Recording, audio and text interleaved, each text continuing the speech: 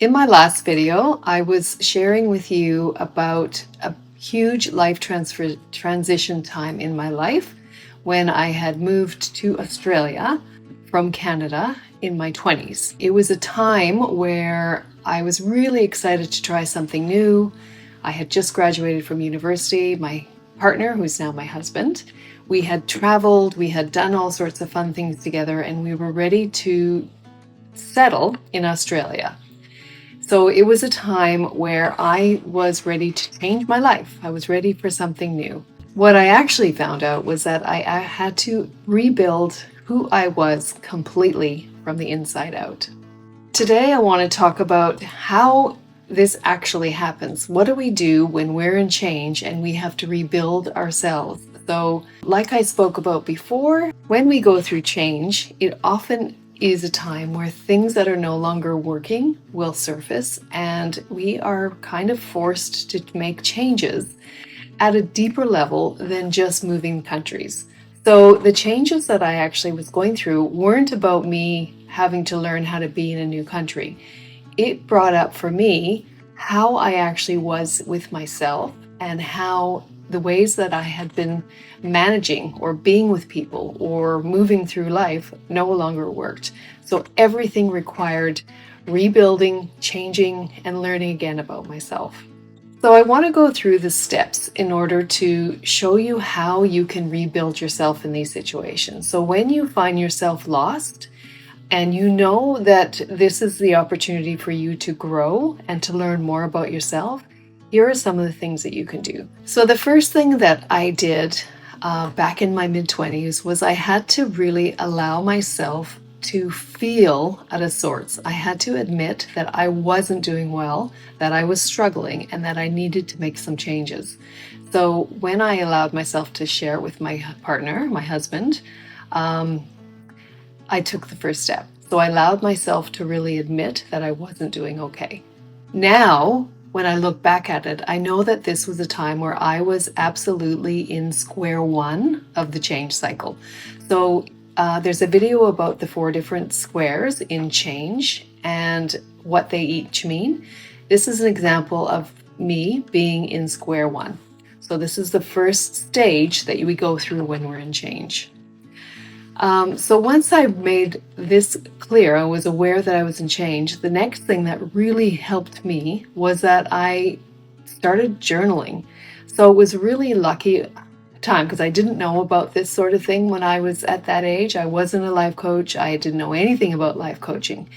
And my sister had actually had the idea of our whole family who were spread across the world to journal about our year and to share it at Christmas with the family. So I did do that, and I was journaling and admitting to myself and to my family everything that I was going through. And as I was writing it all down, I was actually processing what was happening with me.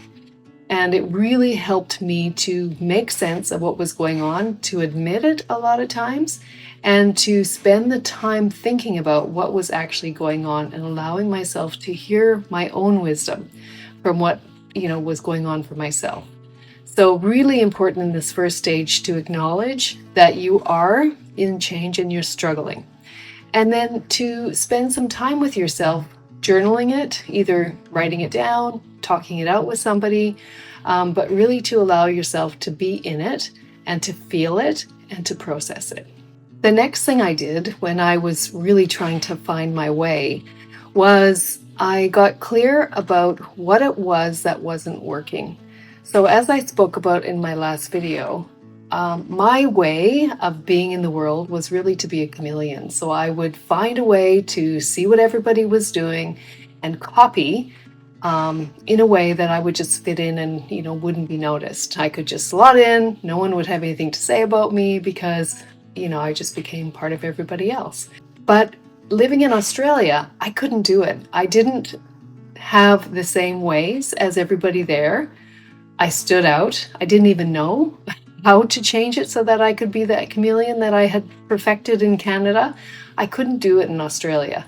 So it was so uncomfortable for me and took so much energy to try to do it that even when I did, it just didn't work. So in this circumstance for you, this is a time to see what in your life is really uncomfortable, or where are you struggling the most. So I really believe, as does Martha Beck, who I am trained by, that the things that we are struggling with is actually what's guiding us, and it's giving us the information to know what we need to do next. So when I look back now, I could see that me being this chameleon was the issue. Me needing to be a chameleon in the first place was the issue. So I began to realize that I was scared to show up as myself and really didn't know who I was. So once you get clear in your own life, where is the uncomfortable? What is the struggle that you're feeling? What are the moments that you find yourself really not feeling good about it? So one moment that stands out for me, which is kind of, weird, but I remember going to parties and having to bring wine, and it was so stressful for me to find the perfect wine. How was I going to know, what did everybody think was considered acceptable? And I was mortified that I didn't have any foundation of how to figure out the solution to what the perfect wine was. So I could think about examples and now even remember them that were so uncomfortable for me that I wanted to have a look at them. So when you have these uncomfortable moments, use that as a moment to pause and look at what was going on during that time. And then you can ask yourself a couple questions. So the tool that you use here is called the 5 whys. So it's basically just asking yourself why. So number 1, if I use my example of finding the perfect wine, the first why I would ask is, why do I need to find the perfect bottle of wine for this party? And my answer would be something like, so that I don't get embarrassed if I bring the wrong bottle of wine. Next why could be, why is it a problem if you get embarrassed? And I might, when I think about it now, I would say, well, then everybody's looking at me and making a judgment about me. And the next why is it a problem if they judge me? Well, if they judge me, then they won't want to have me around. They will be annoyed by me. And you can ask again the question why. So why is it a problem if you're annoying or they don't want you around? And then it gets to things like, then I'm not going to have any friends. They're not going to want me in their friend group. And, then the next why is it a problem if you don't have any friends? And this is where it starts to become more and more to the root of the issue. So for me, it was, then I have got nobody, no friends. I don't have my group. I don't have my people. And even in Australia here, this is important. I've given up my whole friend group in Canada, and I'm trying to make this new friend group here. And I really felt the need to not be left and be abandoned, really. So it was, it really points to the deeper foundational piece for me, as I know now, was my fear of abandonment, fear of not being included, fear of not having my people. And this move to Australia brought all of those things up, and my way of doing it in the past didn't work anymore. So by using this 5 whys tool, it helped me to uncover what was really the issue I needed to be working on. And that was my fear of abandonment and my real not knowing of who I am, and really being okay with myself and showing up and knowing that I'm okay even if I'm judged, even if my certain friend group didn't want to be friends with me anymore. I needed to do the work around that.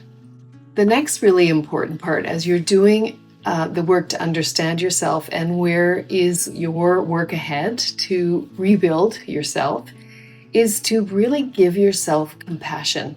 So me as a mid-20-year-old, I had tools that I was using. I had learned how to be a chameleon. I was very good at it. I could slot in everywhere.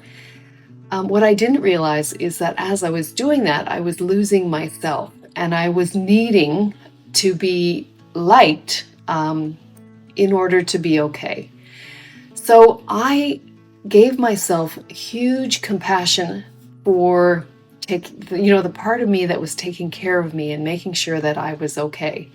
It was using the skills and the knowledge to find a way to make me feel okay. And I want to give compassion to that part of me because she did the best she could.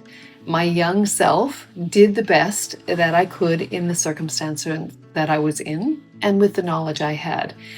Now I know a lot more, and she knew a lot more and was able to shift things too. So we are growing and changing, and we do what we can based on what we know. So always give yourself compassion and know that you're growing, and failing is part of it that helps guide you to what's next for you, to help you learn more so that you can get to the place where you need to go next. And the final thing with all of this is that I had to understand that this was just the start of understanding myself. So I did make it a practice of journaling and checking in with myself on a regular basis.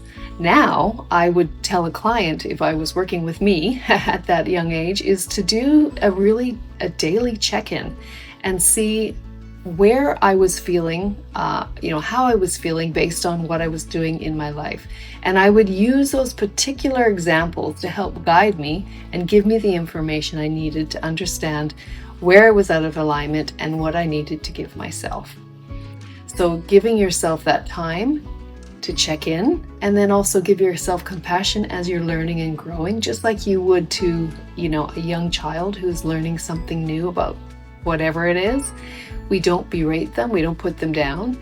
We understand that they're going to falter and pick themselves up and keep going. And that's what we need to do with ourselves. We need to be kind as we fall down and pick ourselves back up again. All right, so I hope that gives you a little bit of a start of how you can begin to look at rebuilding yourself after you've changed and you're in a new circumstance. If you're interested in beginning to learn some of these tools, like the 5 Whys, I'm going to be starting a Patreon. So I'm just finding my way and learning out how to do all of this. But if you're interested in being able to have access to the tools and more information about how to use them, then can leave a comment and let me know if this is something you'd be interested in. Would you be interested in having a place where all the tools would be sitting and you could refer to them and get the extra help if you needed to? So let me know, and I look forward to talking to you next time. Bye for now.